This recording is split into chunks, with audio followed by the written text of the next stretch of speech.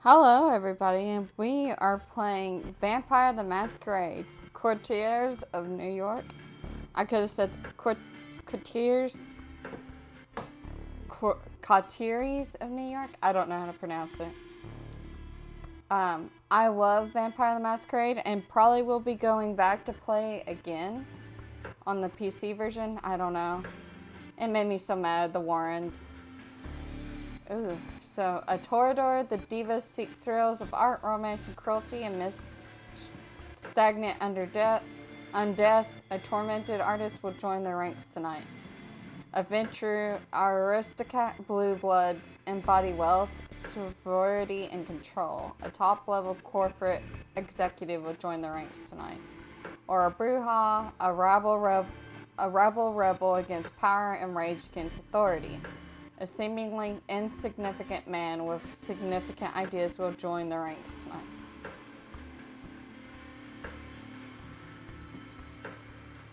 Okay.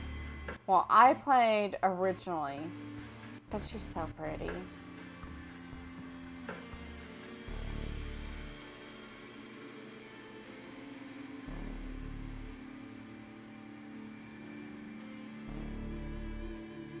I'm gonna play as a Toredor because originally I played as Toredor. We might play as her later. Oh. Okay, I want to play as her. Or no, like I said, we'll stay to it. We'll keep the name. Okay, we gotta think of a boy Toredor name. I don't want to keep it Lamar.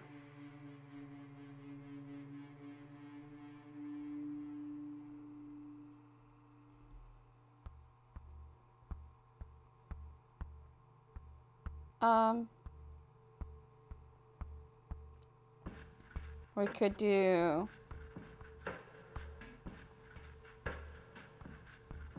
What about Emery? Oh, dropped it. My controller.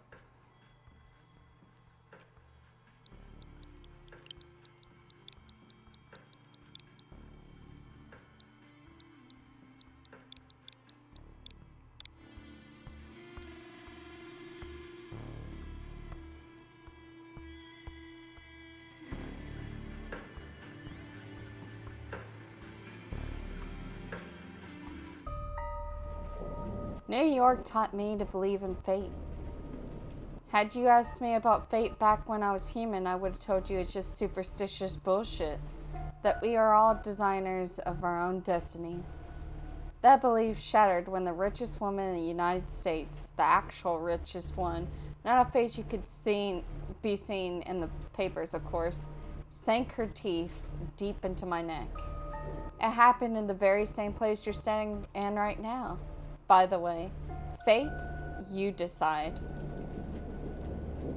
Please, there's absolutely no need to be hostile. Just listen a little longer. See, my mistake was that I flew too close to the sun. It makes sense that my punishment was never to see it glow again. I was incandescent for myself. I was a hot shit. I had it all. Money, looks, confidence, connections, men, women, a career, and a spark in my eye. And the one you need to be born with. And that's when someone far more powerful than me saw my radiance and thought, that won't do. She robbed me of my light erupting from within and gave me a subtle, enduring gleam in its place. She decided that would fit me much better. She was a 9th generation kindred just like you, an apex predator. She probably enjoyed teaching me, the peak of human excellence, my real place in the food chain. It's such an eyesore when you look at some loudmouth braggart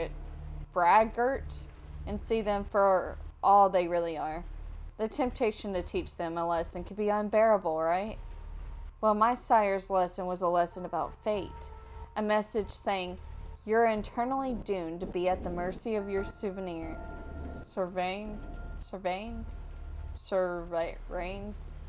It's almost drove me to destroy myself. What saved me was the ability to reinterpret her teachings. Hers wasn't a message of doom, it was a message of hope. Fate exists, and one can shape it if given the right tools. My sire didn't believe my tools were fitting for the job. She considered them toys, and me, just her amusing subject. Well, she's deader than dead now, and I'm still here, standing right where she stood when we first met. You might have wondered how I learned about your arrival in JFK Airport. My answer is, of course, destiny. As luck would have it, today happened to be a day some of my associates were inspecting the coffins. Driving you here straight from the plane and having you wake up in such an unfamiliar place was a little desperate, and I do apologize for it. But it is so rare for you to visit New York. 3 times in the last 15 years, was it? And you're never eager to inform me you're here. I understand you still have that meeting on 53rd Street later tonight, so I'll provide a comfortable transport. I value our relationship very much, don't get me wrong. But it is precisely because I value it that I'm going to ask you to repay the favor you owe me. You're the only one I trust to do the job. Well, and without attracting attention. You might think I'm crazy asking you to breach the rules of our society like this. You might think it's impossible to get away with it unpunished. But this is New York, and I don't know about other cities, but in this one, fate really exists. And right now, it's smiling in your favor. This is how it begins. You stifle a yawn.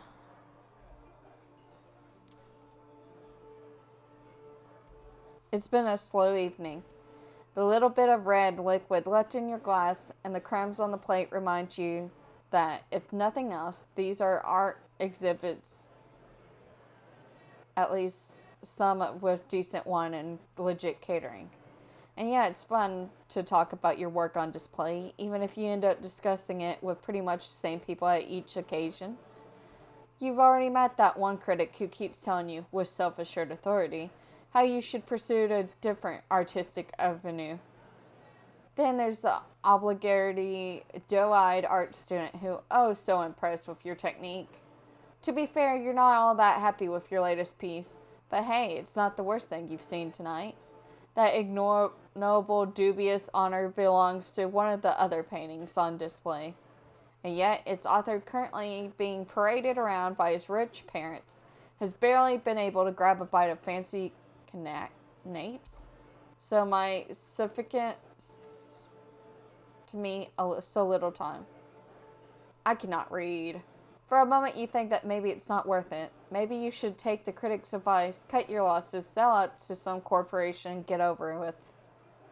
And as if the universe wanted to validate that train of thought, that's the exact moment your sister Emma decides to pop up in your view. So let me get this straight. Cushy corporate jobs are selling out, but supporting a billionaire's vanity project is totally fine with you? Hi, Em. You absolutely despise her as an artist. While you're struggling to uphold some nebulous idea of what art is meant to be, she's perfecting her way of mooching off the system. Shamelessly preying on little-known street art and niche internet memes, she repackages them as Borgie-friendly colleagues. So it's perhaps no wonder that NYT has recently dubbed her a mind-blowing explorer of digital art's extreme possibilities. But in spite of all of that, you absolutely love her as a person, even as you welcome her by smacking the back of her head, a gesture meant to convey nothing but deep affection. No, but seriously, supporting young artists, my ass. I don't know what kind of money you got for this piece, but I doubt it was even a fraction of what it's going to be worth in tax benefits. The gallery owner actually said that if he had to choose his most valuable audience, it would be the IRS, and I'm pretty sure he's only half kidding. You mumble a non-answer and then seg into a different subject,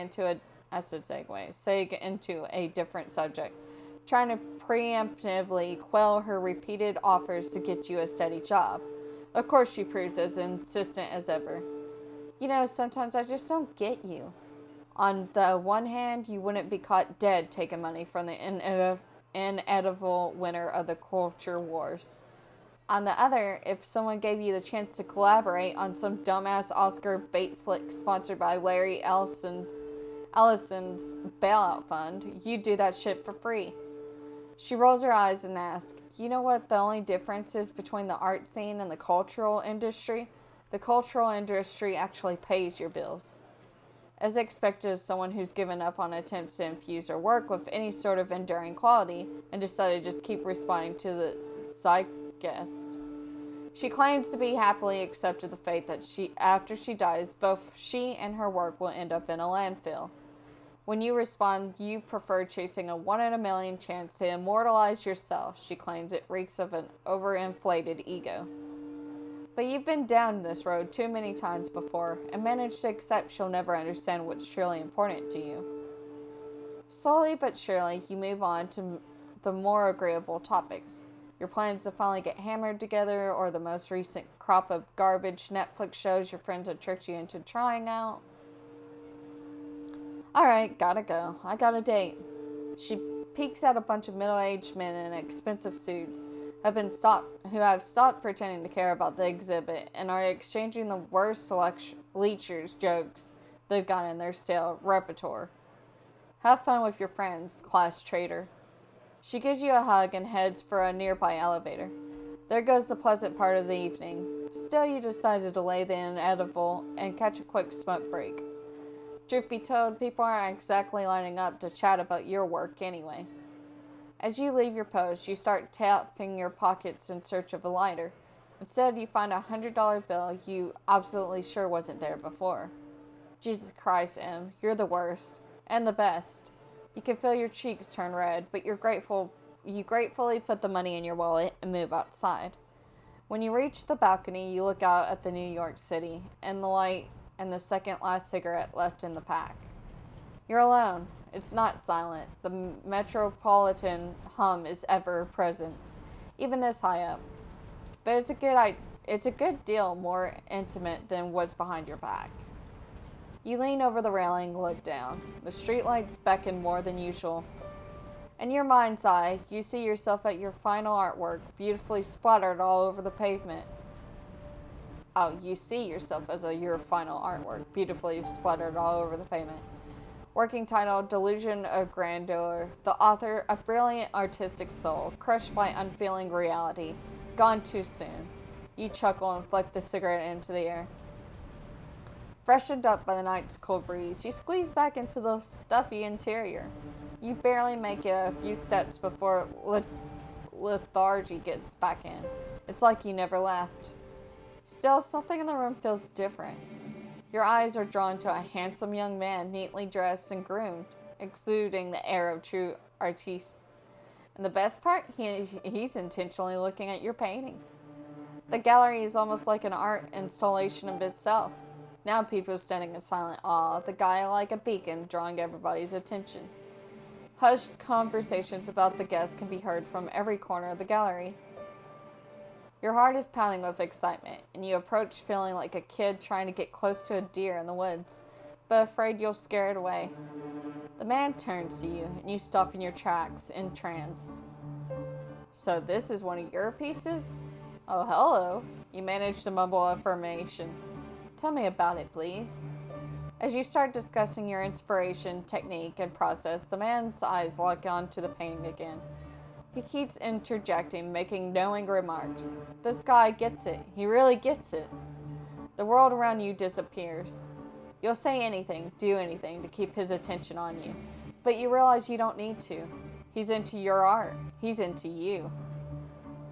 I want to buy it, and I want your company. I need to talk to you. You will like what I have to say. Spoken matter-of-factly, served straight up, like he knows that you won't refuse. That you can't refuse. An hour later, you find yourself at his apartment, one of many you presume, with your self-esteem all but patched up and your head full of fine vintage.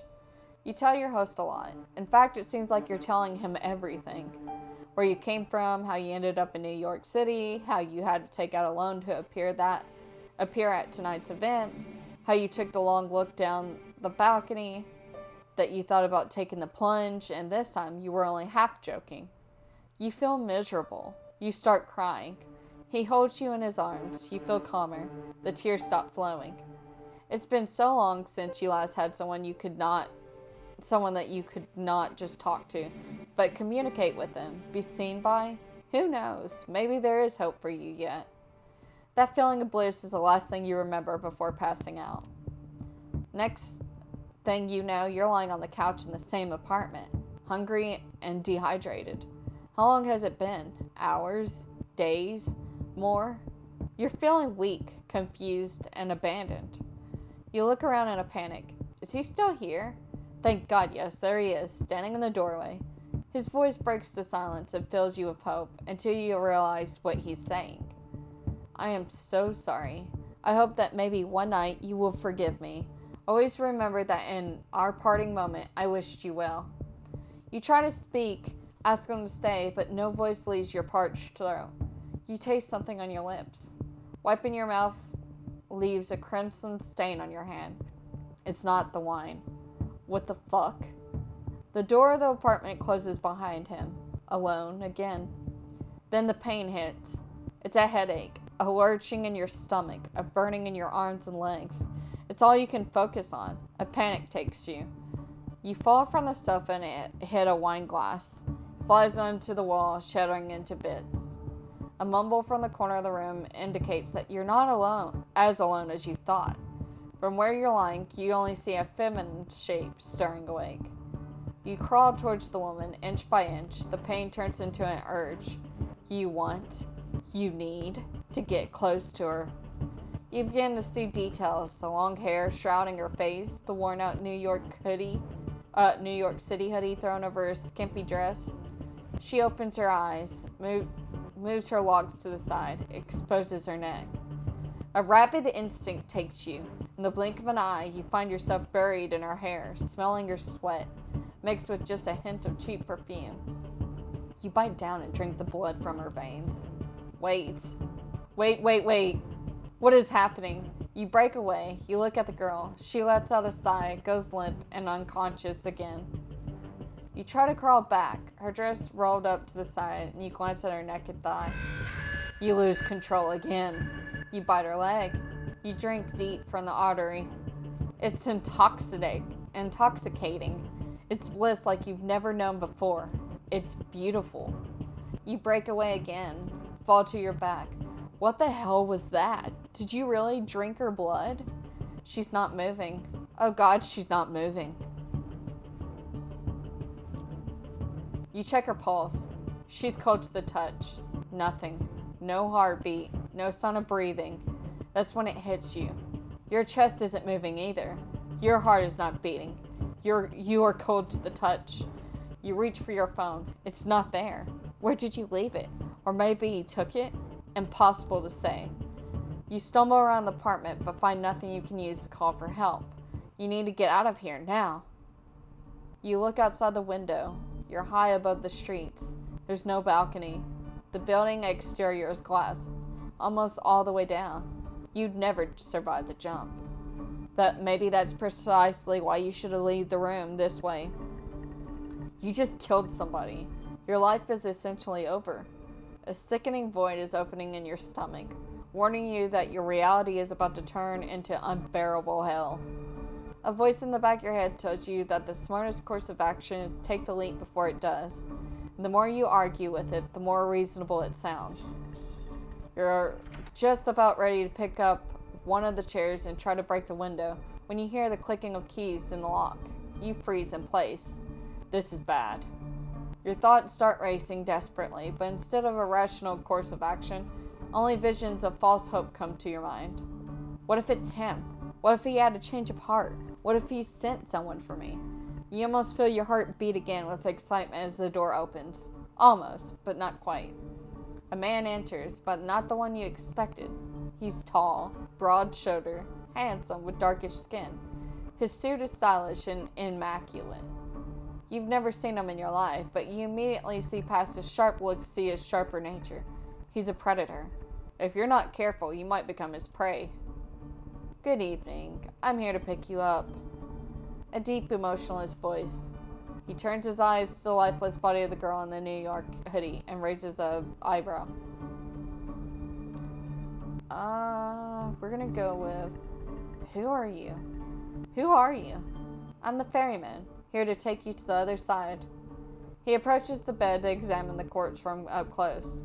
Well, this is unfortunate, but preferable to going insane from hunger. Quite a nice gesture, actually, if troublesome. He briefly looks at you with something like pity in his eyes. Then he changes the expression to a perfectly blank one. Listen, you may perceive your current situation as something out of the ordinary, but I've met hundreds of lost sheep like you, and you see, they tended to fall into two categories. First, there were the smart ones, those who carefully obeyed my every word and didn't pull off any stupid stunts. They always got where they needed to go, safe and sound. Then there were the dumb ones, the punks who thought they could take me on, the wise guys who tried to contact somebody secretly and without permission, the troublemakers who tried to run off or make a scene. None of them got to their destination in one piece. In fact, a lot of them never reached their destination at all. The man talks in a bored, professional tone, giving off the impression that he really has delivered this speech countless times by now. So you see, despite being a smart person, I'm a Mets fan. I love baseball, and it has inspired me to come up with 3 strike systems to determine if someone is dumb. If you get on my nerves 1 or 2 times, well, I understand. Not all of us perform well in stressful circumstances. But if you do it 3 times, understand that there will be no excuse, no forgiveness, and no mercy. His presence changes ever so slightly. So, say, I understand, sir. Now, you feel overwhelming, barely resistible urge to fulfill his demand. I understand, sir. Excellent. Alright, have you got anyone you'd like to inform about your current situation and tell them you're alright? He flashes his fangs briefly as he talks, and for some reason the sight causes a chill to run down your spine. Something's wrong with him. Someone closest to you? My sister. Emma, my sister, she's probably having a night out in Brooklyn with her artiste friends. Can I call her now? You take out your phone while asking the question. It was in your pocket all along. It must have been panic talking before. He shakes his head and points at the hooded corpse next to him. If you want to implicate her, go ahead. I think we all be better off if you let me make sure that she only knows what she needs to know. Yeah, agreed. I didn't think about... Okay, so I named my guy Emery, and his sister's name is Emma. So, give me her phone number. I'll have someone get in touch with her. You oblige and hand him the smartphone so he can copy the number from your list of contacts. Thank you. This will be useful in illustrating my next point. Instead of giving my phone back, he hides it in his pocket. From this night onwards, you are subject to different laws than the ones you grew up with, and you'll be watched by many eyes to ensure these laws are respected. You are forbidden from letting anybody know you're still alive. You're forbidden from showing your face anywhere they know you. If anyone comes to search for you, it's over, both for you and them. He interrupts his monotone recitation to stare deep into your eyes. So if you don't want someone to find your poor sister's body in the Hudson River next week. The sight of his fangs again, another physical fight or flight response. You played right into his hands, putting him in danger. I can only hope that you care for her enough to not do anything selfish. By now you're absolutely sure he's just toying with you, provoking you. You just to feed on your reactions. He hasn't told you where you're going yet, but he's already made it abundantly clear that a lot of people struggle hard to avoid getting there. You'd be far more eager to cooperate if he never raised the subject, but he made it to the point to make you fear the unknown.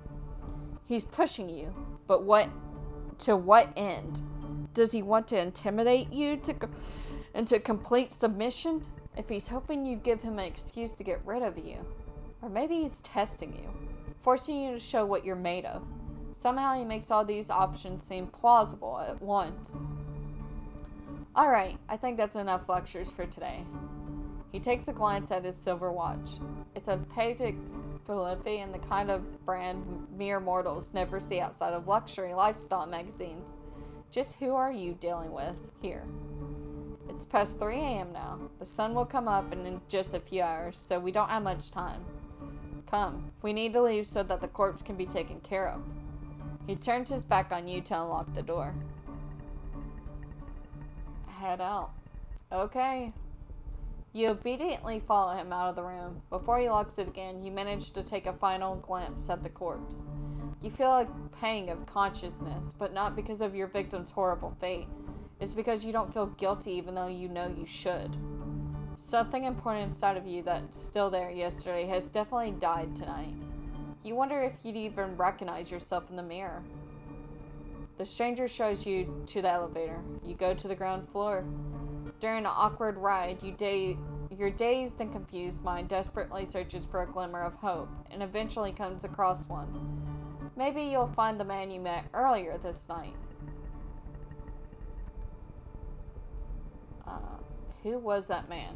Do you know who was the man who brought me here? That's what I'd like to know. As of yet, he's unidentified. They have left no trace, and it's obvious they are not planning to come back for you.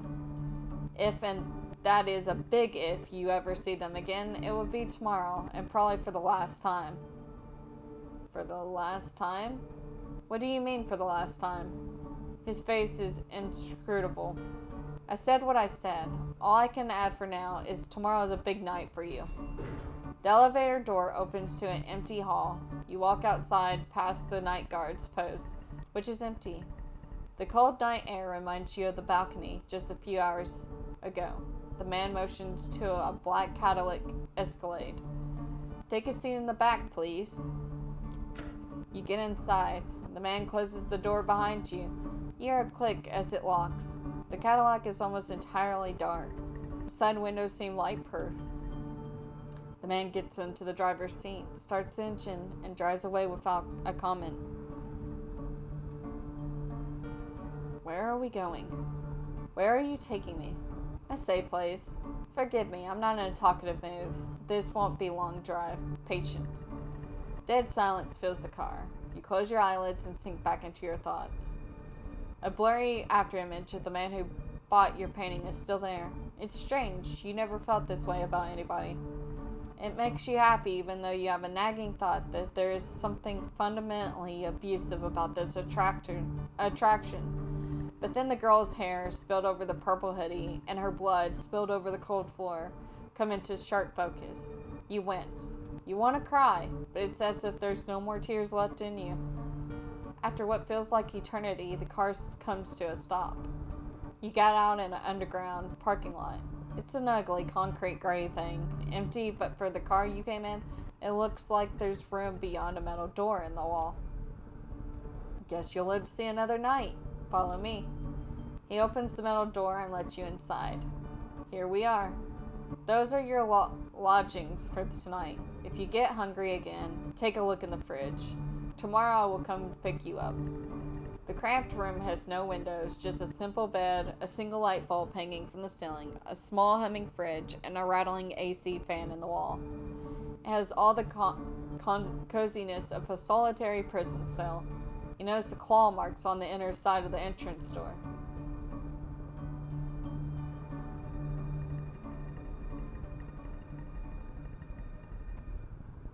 Mercy, please.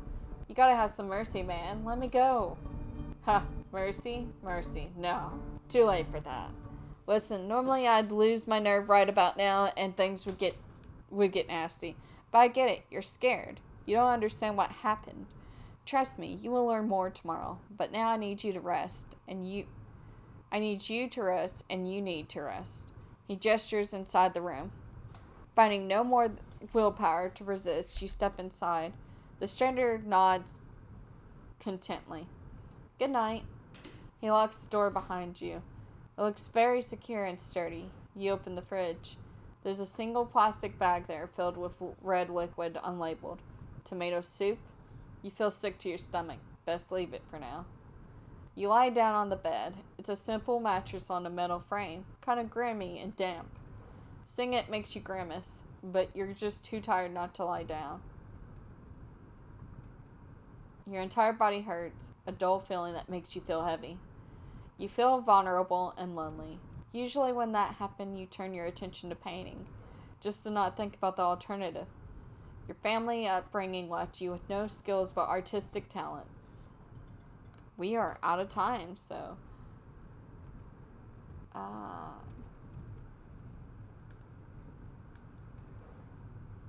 Okay, I don't know how to save. Anyways, we'll have to stop here in this gloomy room. I hope you guys enjoyed, and I will see you in the next video.